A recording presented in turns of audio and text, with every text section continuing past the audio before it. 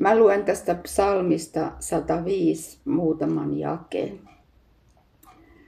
Kiittäkää Herraa, julistakaa hänen nimeänsä, tehkää hänen suuret tekonsa tiettäväksi kansojen keskuudessa. Laulakaa hänelle, veisatkaa hänelle, puhukaa kaikista hänen ihmeistänsä. Hänen pyhä nimensä olkoon teidän kerskauksenne, iloitkoon niiden sydän, jotka etsivät Herraa. Kysykää Herraa ja hänen voimaansa, etsikää alati hänen kasvojansa. Muistakaa hänen ihmetöitänsä, jotka hän on tehnyt, hänen ihmeitänsä ja hänen suunsa tuomioita. Te Abrahamin, hänen palvelijansa siemen, Jaakobin lapset ja hänet valittuunsa. Hän, Herra, on meidän Jumalamme, hänen tuomionsa käyvät yli kaiken maan. Hän muistaa liittonsa iankaikkisesti, säätämänsä sanan hamaan 1000 polveen. Liittonsa, jonka hän teki Abrahamin kanssa ja Iisakille vannomansa valan.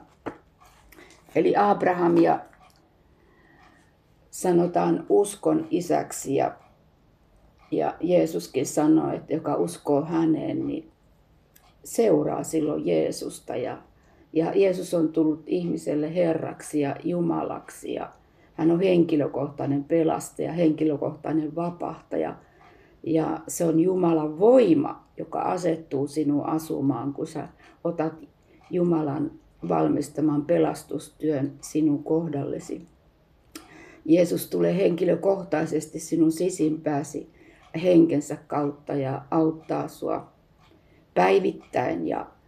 Ja se, että sä etsit alati Herran kasvoja ja oot kammioissa, omassa kammiossasi hänen kasvojensa edessä ja rukoilet häneltä apua ja miten hän sua johdattaa tänään. Ja se on justiin tämä, mistä Jeesus sanoi, että meidän ilomme olisi täydellinen. Se on täydellinen meidän ilo, kun me tunnetaan meidän pelastaja ja vapahtaja, meidän luojamme.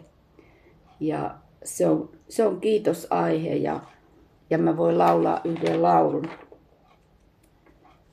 Tässä on hyvät sanat. Kun joku on lähellä Jeesusta, hän pieneksi tulla saa. Ei tarvitse mainetta kunniaa, ei korkeaa asemaa. Kun joku on lähellä Jeesusta, hän ihmettä katselee ja sen minkä maailma tarjoaa, sen rinnalla kalpenee. Kun joku on lähellä Jeesusta, hän anteeksi kaiken saa. Ei tarvitse virheitä muistella, kun Jeesus ne armahtaa. Kun joku on lähellä Jeesusta, hän ihmettä katselee ja sen mitä maailma tarjoaa, sen rinnalla kalpenee. Kun joku on lähellä Jeesusta, hän aarteensa löytää voi. Ja pohjalla murtuneen sydämen jo hiljainen kiitos soi. Kun joku on lähellä Jeesusta, hän ihmettä katselee ja sen mitä maailma tarjoaa, sen rinnalla kalpenee. Kun joku on lähellä Jeesusta, hän lähteelle tullut on. Tuo lähde on rakkautta tulvillaan, se lähde on pohjaton. Kun joku on lähellä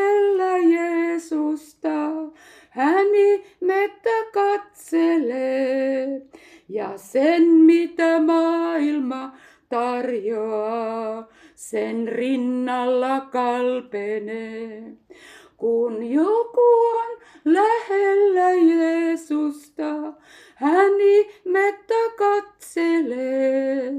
Ja sen mitä maailma tarjoaa, sen rinnalla kalpenee. Tiedät sä, että sinä voit olla Jumala ihme, kun hän on meidät luonut omiksi kuvakseen. Jumala, kun loi Aadam ja Eevan, niin hän sanoi, että hän loi heidät omaksi kuvakseen. Ja sen takia on tosi tärkeää, että sä opit tuntemaan sinun luojasi ja sinun Jumalasi. Ja Jeesus on siinä tie ja hän on elämä sinulle, hän on totuus sinulle. Ja se on todellakin ihmeellinen asia. Mä oon itse saanut olla Jeesuksen seuraajana yli 45 vuotta.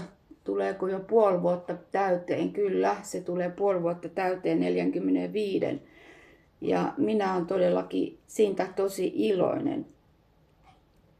Ja laulan tämän rukouslauluni silmien avautumisesta, kun Jeesus sanoi, että jos silmäsi on viallinen, niin sitten me ei nähdä, me ollaan sokeita.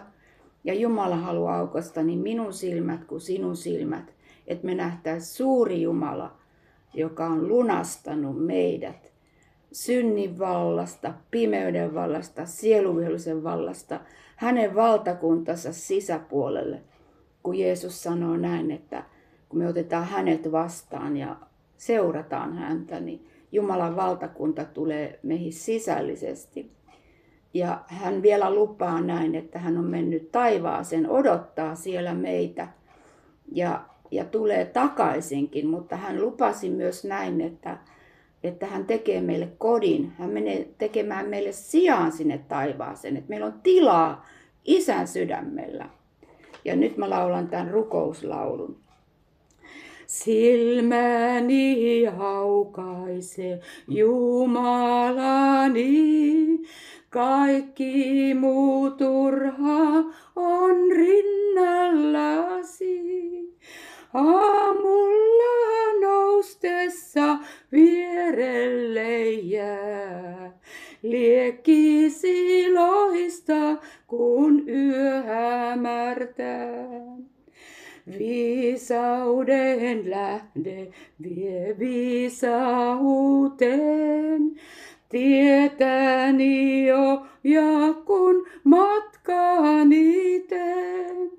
Luottaa voin Isäni rakkauteen, kätkeydyn suojasi turvalliseen.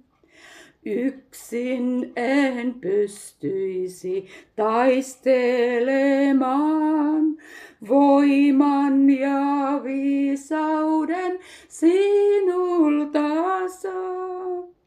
Heikkojen auttaja voittamaton, ainoa toivoni sinussa on. Valta ja suosio jääpäälle maan, perinnön taivaassa sinulta saan. Aarteeni kallen luonasi on, lahjoitat rauhan ja tuot sovinnon. Oi kirkkain Kristus, sä ihmeellinen, valaista tällä jo voit sydämen. Silmäni aukaise, osoitat tie, luoksesi taivaaseen perille vie. Ja tätä varten Jeesus antoi Pyhän Hengen, joka luo meidät uudeksi ylhäältä ja antaa sen ikuisen elämän meidän sisimpäämme. Ja myös Jeesuksen opetuslapsi kysyi siellä apostolien teossa, että saitteko Pyhän Hengen, kun tulitte uskoon? Ja he sanoivat, että emme ole kuulleetkaan. Ja silloin kun minä en ollut vielä uskossa ja kävin nämä rippikoulut sun muut ja mua veti niin kuin Jeesus puoleensa kovastikin. Mutta en varmaan silloin ollut vielä halukas ja valmis ja Pyhästä Hengestä en ollut todellakaan kuullutkaan. Ja sitten kun sain etsikkoajan Herralta, olin 24-vuotias ja kokenut tämän maailman sekä ilot että kauhut, niin Herra rupesi vetämään mua pelastukseen ja tapasin uskovia kadulla ja koin sisimmässäni, että heillä oli jotakin, mitä minulla ei ollut. Heillä oli yhteys Jeesukseen ja heille on annettu Pyhä Henki, joka kirkastaa Kristusta. Ja minä janosin sitä samaa itsellenikin ja lähdin sinne seurakuntaan ja annoin elämäni Jeesukselle. Niin kuin sanotaan, että tehkää parannus. Eli tein parannuksen ja käännyin Jumalan puoleen ja pyysin häneltä apua, että saan syntini anteeksi ja elämäni uudeksi hänen kanssaan. Ja hän antoi minulle Pyhän Hengen täyteyden kielillä puhumisineen, mistä Raamattu sanoo, että se on rukouskieli. Se on rukouskieli ja salaisuuksia Jumalan kanssa. Ja sen lisäksi Jumala kuulee tietenkin myös huokaukset. Mutta voin sanoa, että se on todellakin hieno lahja. Emme saa halveksua Jumalan lahjoja, mutta tietenkin se lahjan antaja, Isä kaikkivaltias Jumala, on kaikkein tärkein. Ja hänen poikansa, joka tuli sinua varten tänne maailmaan, että hän lunastaisi meidät tuomion alla olevat ihmiset ilman Jumalaa, ilman toivoa. Ja tätä mäkin haluan sulle jakaa ja todistaa, että kannattaa ottaa vastaan Jumalan suurin lahja. Aarre, niin kuin tuossa laulussakin laulettiin. Hän on se aarre, joka haluaa tulla sinun elämääsi, antaa sulle toivon ja tulevaisuuden. Janoatko sinä Jeesusta? Huuda häntä avuksesi ja tunnusta syntisi hänelle ja lähde seuraamaan Jeesusta. Hän antaa sulle Pyhän Hengen. Hän on luvannut sen, että Isä antaa taivaasta Pyhän Hengen sinulle.